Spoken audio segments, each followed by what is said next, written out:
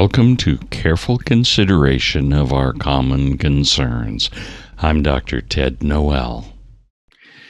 Today, I'm wearing a shirt I would not normally wear when I'm recording one of these pieces.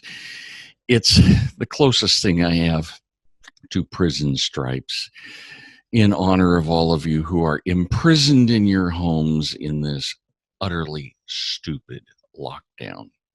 And I'm using that language to describe something which has absolutely no medical, epidemiological, or virological basis in fact. Instead, it has sprung full-fledged out of the fevered imagination of Drs. Anthony Fauci and Deborah Birx. Let me explain. Now, before you claim I am a conspiracy theorist, I'm not. I'm not going to tell you that Dr. Fauci has financial interests in the lab in Wuhan, China, or that he's going to make a bunch of money off of remdesivir. It's not likely that either of those is true, but there are reasons why he has done what he's done, and I think that they are a little more fundamental than that. And should you have any questions, most of what I'm going to talk about has already been written down at NOQ Report in an article titled, What Did They Know and When Did They Know It? And you'll be able to find it at noqreport.com. So you won't need to take notes. Without further ado, let us start with what did Anthony Fauci and Deborah Birx, the basketball player and the scarf queen, know, and when did they know it? First, we know that Fauci has all sorts of ties with the lab in Wuhan. They're not financial, but he has all sorts of contacts there, and so it is virtually certain that he knew early on that this bug was out. He probably knew early on that it was communicable from person to person. The ordinary word for that is contagious, which means I could give it to you. If I've got it, I can give it to you. This is one of those places where sharing is not such a good idea. Now, it is also very clear that they knew that this was an airborne virus, and we knew that very early on. It is a coronavirus, and some of the other coronaviruses out there are, drumroll please, the common cold. You've never had a cold, have you? SARS, MERS, and now COVID-19. They're all variations of the same virus. They're all transmitted through the air. That means if somebody sneezes on you, you have been exposed with a bunch of droplets, which carry virus. If they cough on you, same thing. But every time somebody with the virus breathes, they breathe out something called an aerosol. Let's take a look at a picture of an aerosol. Now, this picture you're looking at is one of someone who was simply breathing on a very cold day. And that wonderful little white cloud you see, and it's the same little white cloud you see when you breathe out on a cold day, is a water vapor aerosol. And it carries with it every virus and every bacteria you've got in your lungs and in your mouth. And remember that the mouth is one of the dirtiest places on the body because everything goes in through the mouth. So all of those bugs are in that little cloud. But if you recall, on a cold day, what happens when you take your breath in? Poof, that cloud is gone. It has been whisked away into a very large area. And so it's not a problem. Same thing happens when you go to the beach now. Your little aerosol gets whisked away and diluted incredibly with every little wisp of air coming off of the ocean, every little ocean breeze that makes it feel so nice on the beach. takes all those aerosols and dilutes them to a point where they make no difference whatever to anyone. We knew about this transmission on February 10 because there was a large cluster from a windowless restaurant. Let's talk a little bit about how that works. All of us have seen movies where somebody walks by a sidewalk restaurant in Paris, and one of the actors is out there smoking, and you see this little wisp of smoke that goes up. Where does it go? It vanishes. Because all you really see on that wisp of smoke is the first foot or so, and it vanishes above that. It spreads out. The air movement spreads it out, just like the aerosol from your breathing. But if you go inside the restaurant where it's a closed space and there isn't as much air movement, the aerosols start to accumulate.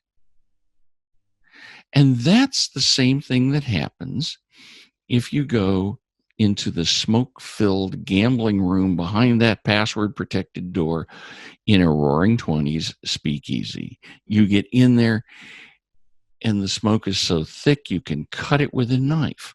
What's going on? You have aerosols everywhere. This is the same thing that happened in the February 10 case in Wuhan. You had a large cluster from a windowless restaurant actually this was in Guangzhou, China. In February 11, the next day, there were 318 outbreaks inside Hubei province. That's the province where Wuhan is located. 79.9% of them were homebound outbreaks. Let me translate this. 80%, we'll round the number up by a fraction. 80%, that's 4 out of 5 outbreaks, happened inside closed spaces with lousy ventilation. Now, should we have been surprised? Well, guess what? There was a CDC paper, March 18, that there were 11 clusters of COVID-19. This was on March 18. So we started on February 10, February 11. We go to March 18. The paper is now published. It took a few days to put it together and get it out there. 11 clusters of COVID-19. Do you want to guess where they were? All 11 came from closed environments, closed spaces with lots of people and poor ventilation. And remember all the flap about secondhand smoke? This picture is a meme that came from it, which basically says, if you're smoking in an apartment in my building, I am going to get your secondhand smoke. And the reason is very simple. Ventilation systems in most vertically oriented buildings are common. That is, all of the air goes through common systems. And so whatever's in one area gets distributed to another area. That's just the way it goes. So closed spaces. We already knew on February 11, 80% were in closed spaces. Now CDC is saying that 100% of the cases that they've tracked are in closed spaces. And this shouldn't be a surprise. Remember that the first big outbreak in the U.S. in Kirkland, Washington, in a nursing home happened in a closed space with poor ventilation. Who knew about this? The basketball player and the scarf queen knew about this. So what is the absolute worst thing they could recommend?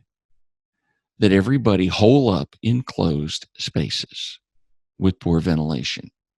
This is the utterly worst possible recommendation, and they knew it, and they did it anyway. Of course, they knew some other things. They're from the Centers for Disease Control. And there is a 2003 paper in the Journal of Virology which points out that solar ultraviolet light sterilizes very quickly. Now, there's a little more information than that. The UV from the sun is UVA and UVB. It turns out that UVC does not penetrate the atmosphere to get down to the surface of the Earth. UVC is a very short wavelength ultraviolet, but it also sterilizes. And it turns out that it's very efficient at sterilizing. UVA and UVB cause sunburn and they cause skin cancer. UVC doesn't do that because of its wavelength. It can't penetrate your skin. It can't even penetrate the tear layer on the surface of your eye to cause eye problems. In other words, it can't hurt you, but it does hurt viruses.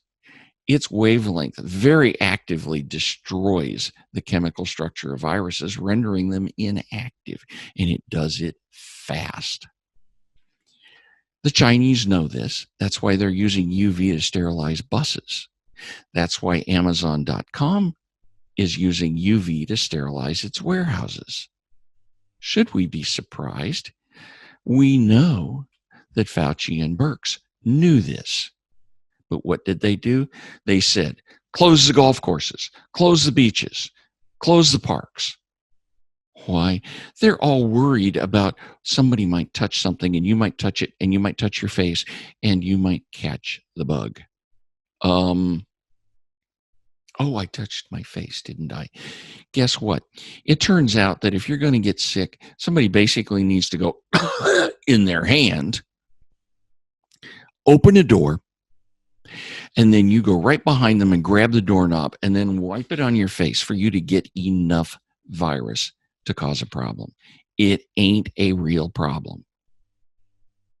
And if you're worried about a little hand washing or hand sanitizer is fine to fix things up.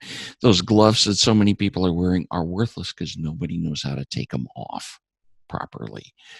There is a proper way to take those things off so that whatever is on them is peeled off and thrown away. Well, you might as well just put a little alcohol hand sanitizer on. I can reach over here and get my bottle of hand sanitizer, put a little in my hand, and it does the same job. Those gloves you don't need to buy. And by the way, that mask that's supposedly going to help you out, here's something else Fauci and Birx knew. And I know it because I spent 36 years in the operating room. And here's the way this works. You wear a mask in the operating room to keep whatever's in your mouth from getting into the wound to infect the patient. That's right. It's to keep me from infecting you. It's not to keep you from infecting me because it's not effective at that. The only masks that are really effective at that are the true tested N95 masks. And what happens there, they are properly sealed all around so that you breathe through the mask, not around the mask. You see, the mask I wear in the operating room, I actually breathe into and it vents out the sides. And when it vents out the sides, my aerosol dissipates away from the wound. Well, everybody's wearing those. Their aerosols are everywhere. But if they're wearing a cloth mask, it's only maybe 15% effective at most. That's called nibbling around the edges. It's not worth the trouble to have one. And by the way, all those aerosols, when I go to Costco, they want me to wear a mask. Hey, it's a private company, their rules. Fine, I wore a mask. I took one with me. But here's the deal. Costco has 40-foot ceilings. Costco has big air conditioners that move a lot of air. It's not a closed space with poor ventilation. It is an open space with pretty darn good ventilation. And guess what? The aerosols are so diffused in that store that they're of no importance. If I should get a little tiny bit of bug, let's say it's like I smelled the cigarette walking by that Paris sidewalk cafe, I might get enough exposure that my body wakes up and says, there's something here doesn't belong here. We'll turn on the immune system. We'll create some antibodies. And guess what? That's probably how an awful lot of the silent infections happen. You get a little minimal exposure, the body turns on the response, it cleans it up, but now you have antibodies. Guess what? That's how herd immunity develops. But Fauci and Birx knew that. Instead, they wanted to coop people up together so we couldn't spread it. But, oh, wait a minute. We already knew, Fauci and Birx knew this, that the virus was in the wild. This is a fancy term that says the horse has left the barn. You will not achieve anything by closing that barn door. Though it's everywhere. They knew that before China locked down Wuhan, 5 million, count them, 5 million people had traveled abroad from Wuhan. Now, we know that some of them were infected because they're the ones who carried the disease to Lombardy in Italy, where we had huge death tolls, largely because of elderly people with lots of premorbid conditions living in closed, poorly ventilated spaces.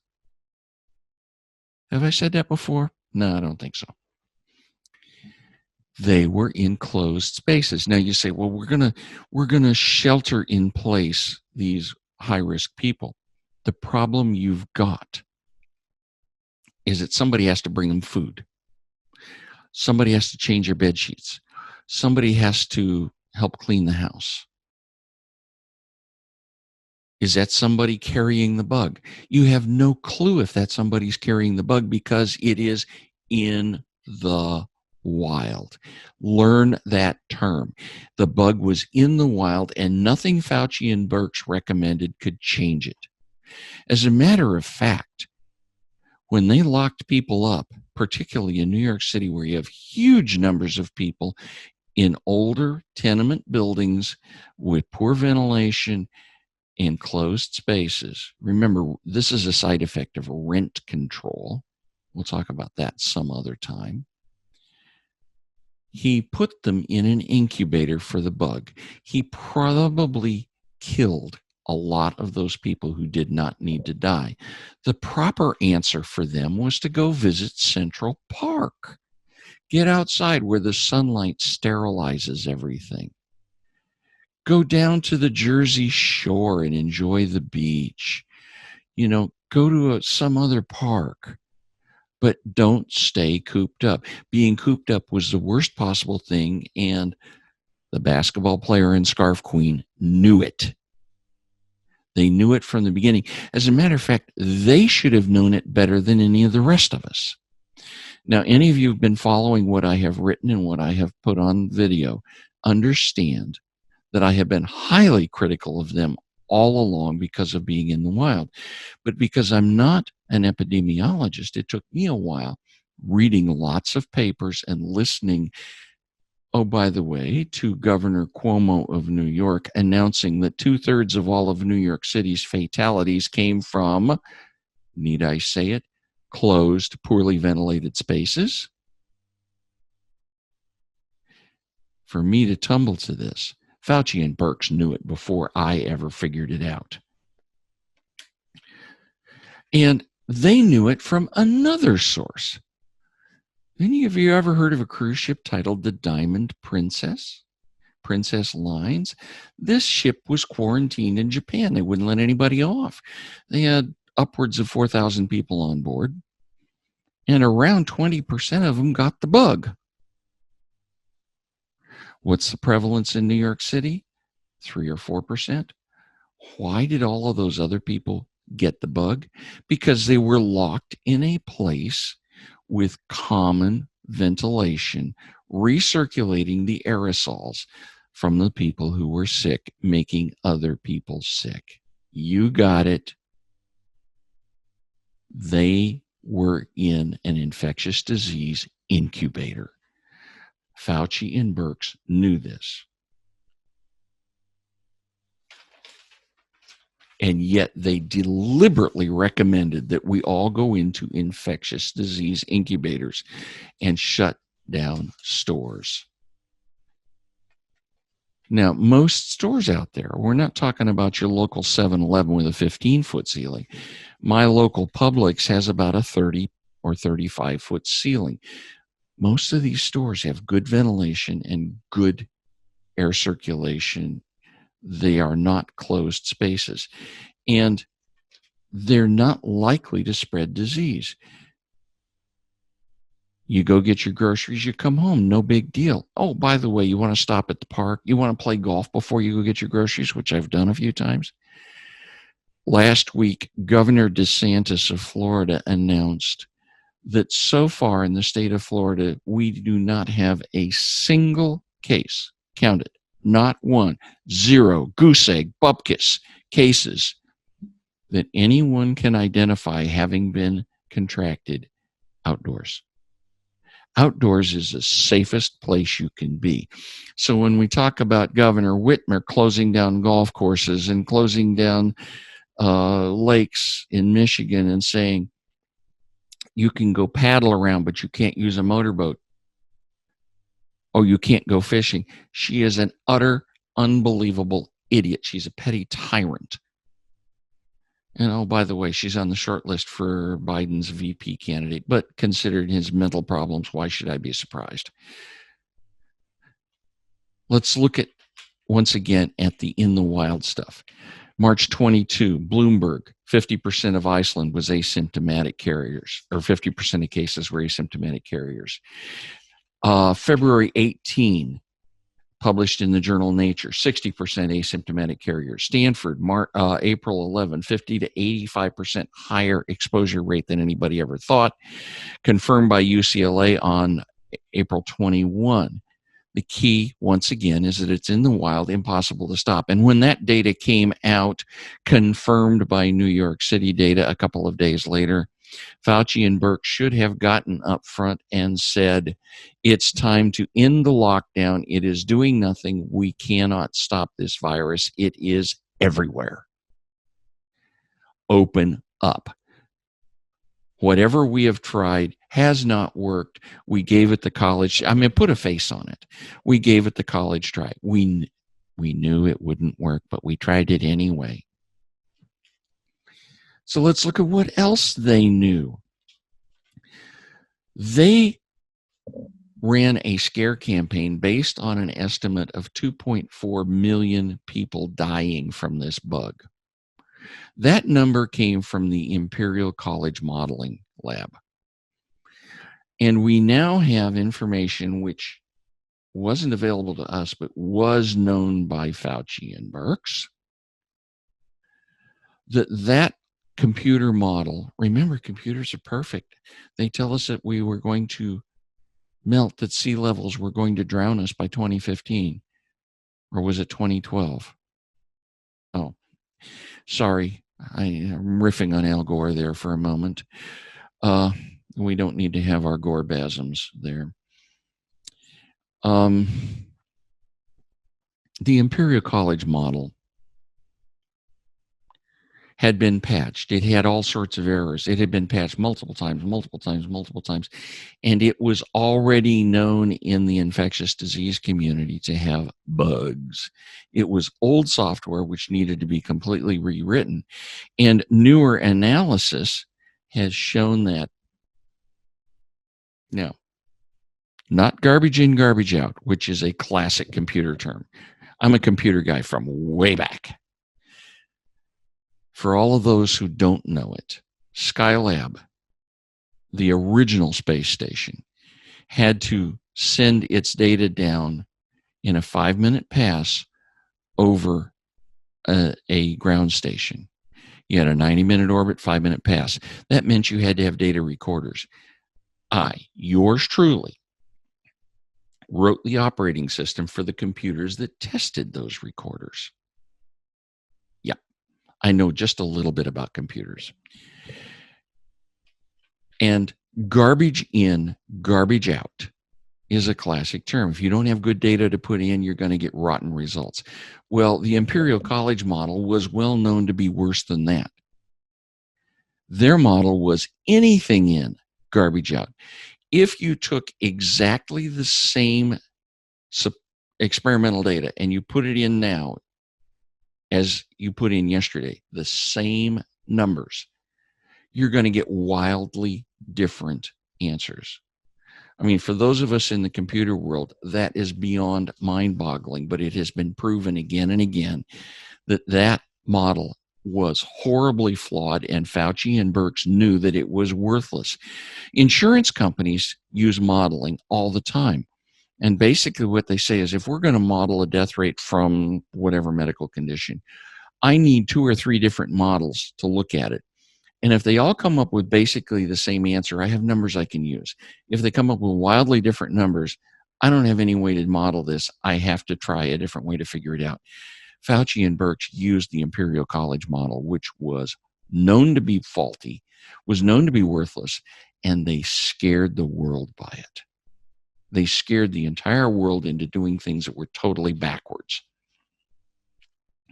What are the standard methods? Track and trace. When a virus is in the wild, it's almost impossible to track and trace it because it can come from anywhere. It can come from the kid delivering groceries. It can come from the pizza boy. It can come from somebody at church. That's how South Korea got infected. Somebody at church was sick. Instead of staying home, they came to church, and there were 50 odd cases, and it spread from there. That was the first outbreak with the first super spreader in South Korea. But because of that, they were able to track and trace, and they've been very effective at it. Sweden does the same thing. And they are doing every bit as well as Norway, which locked down. Sweden hasn't. Remember, go look up Dan Erickson. He's an ER doc from Bakersfield. And his work, it's easy to find. YouTube took it down. Oh, it wasn't politically correct. But the entire long-form news conference is available. Just search for it. And he went through this whole thing, how Sweden is doing every bit as well as Norway. Sweden's open for business. Norway's not. South Korea has remained open for business. Taiwan has remained open for business. Why? They used track and trace, and they were able to keep this from getting loose into the wild, where it was a big problem. But at our point, track and trace is only valuable for occasional hotspots. It's not valuable for the big thing. The next thing you do is you quarantine the sick. If you're sick, you don't go out. People wear masks around you when they're giving you meals and so on. They clean up. They're very careful with sanitation. And that says also you're protecting high risk. Somebody coming in to take care of sick people is high risk. And it doesn't matter whether they're at home or they're in the hospital. But they knew this. The data shows that at most, the mortality rate for this is kind of on a par with H1N1 swine flu. It's higher, probably a little higher than seasonal flu, but nothing else. We know that it happens primarily in closed spaces, and there's no reason to restrict outdoor activities in any case. Fauci and Birx knew this, yet they recommended that we shut it down. They made a number of recommendations that would predictably increase morbidity and mortality. Why has this happened? There's a real question. They said shut down everything but essential business. Guess what? Every job is essential. It's the wrong question. The only thing you should shut down are things where you have questions about, can they be done carefully? Can they be done safely? You might argue that many restaurants need to do things to improve their ventilation and to do sterilization things, spread people out maybe a little bit. But actually, if I were to go into Olive Garden today, the thing they need to have is UVC light bulbs around. It won't harm me. It'll keep the place sterile and pack the place to the gills. Nobody's going to get sick from transmitting the virus there. You heard me right. Open up. Why did we destroy the economy?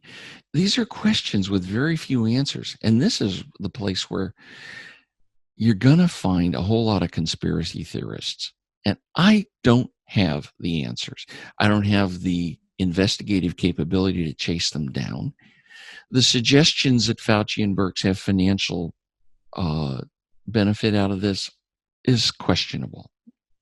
But there's one theory I am going to put forward, and I think it makes a lot of sense. And that is, Fauci and Birx both have MD after their name, but they are not physicians. You heard me right. Most people think MD equals physician. No, physician means someone who takes care of patients, who has clinical experience. I spent 36 years doing that. Fauci and Birx went directly into research right out of their basic training. Medical school, residency, boom, research. And Birx went to work in Fauci's lab. Okay. Can we say intellectual incest? You get groupthink. And Trump was sold a bill of goods by people who all thought alike. That's the first thing. The second thing is they've both risen to supervisory levels in research. In other words, they've become bureaucrats. And the law of the bureaucrat, which I've talked about before, says that for a bureaucrat to exist, there must be a problem. And that problem needs to be one that only they can solve. You heard me right. They have to be the one to solve it. So Fauci and Birx have been working on things. They've been working on a lot of stuff in a quiet corner of the universe that nobody sees publicly. Here is a chance for them to jump in and do something. So when Trump asks the Centers for Disease Control, hey, obvious place to go for an answer on what to do. It's a virus. You go to the virologist. Boom, there they are. And you get groupthink answers. But you look at it and you say, the law of the bureaucrat has a corollary. There has to be a problem only the bureaucrat can solve. But if the bureaucrat were to actually solve it, he's not needed anymore. Listen carefully. If the problem is solved, he goes back to his corner and disappears. Nobody needs him anymore. So what do? Well, this thing is going to be big. It's going to be horrible. Let's do something nobody's ever tried before, which predictably would fail, but you're not willing to look at that. And suddenly you have a problem that gets worse and worse. And I'm the only one who can solve it, even though I'm the one who made it worse. You see, one of the corollaries of the law of the bureaucrat is, since I am the smartest person in the room, I'm the only one who can solve it. And if I solve it, I have to go away, so I can never solve it. Or if I do, I have to find a new problem that's bigger that only I can solve. So why not be out there in front and pass out all of this pablum and be the one every day in the news conference getting my 15 minutes of fame every day? I am the big savior. I am the Messiah. Can you see the lure of that, even if there's no financial gain? Oh, and by the way, let's take a look at one thing that supports this view. Fauci wrote a paper. You heard me right. Fauci wrote a paper on the use of, would you believe it, chloroquine in treatment and prevention of coronavirus. And it was published. He wrote it. But now he's poo-pooing chloroquine, hydroxychloroquine, azithromycin. And they pushed this study that said, well, it didn't help. Guess what? If you got people who have both feet on the banana peel, they're on the ventilator, which has a 90% mortality for pretty much anything anyway. That is, if it's an infectious disease. You're not going to get a whole lot of success. But if you use it the way Fauci wrote about it, to prevent and predict, you get the situation that we see in sub-Saharan Africa. Malaria is a big problem. People take chloroquine and hydroxychloroquine twice a week, one tablet twice a week to prevent malaria. How many COVID-19 cases are out there? They don't have a Wuhan flu problem. Why? They're taking a drug that prevents it. And we have a number of studies that show that when people are given this drug early, before they need intensive care, almost everybody recovers. It's a good drug, particularly in the cocktail with azithromycin and zinc. But Fauci is poo-pooing it. Why? It's an old drug. It costs $20 to treat a patient, period. But he was part of a team that created remdesivir. Now, remdesivir was created in the search for a cure for Ebola. Well, it didn't work for Ebola, but it's Fauci's baby. And why not promote your own baby as opposed to something else that's dirt cheap? Yeah, you wrote the article on it, but now you're going to sit back and say, oh, let's look at this new hyper expensive drug. And it does work. And it works in some of the more serious cases. But why not promote the drug that keeps people from getting seriously ill? Duh. Once again, we have Fauci and Birx doing things that are contrary to public health under the name of disease control. It's time for us to give them the drop kick through the goalposts of life. They are causing problems. It's time to open up America. What did they know and when did they know it? Inquiring minds wanted to know, and now you know too. Until next time, take a look at those links below. Join me on MeWe or on Parler, the new non-censoring, non-tracking versions of Facebook and Twitter. But if you must use the old left-wing censoring versions, we're still on Facebook and at VidZet on Twitter. The message is what matters. I'm Dr. Ted Noel. Thanks for watching.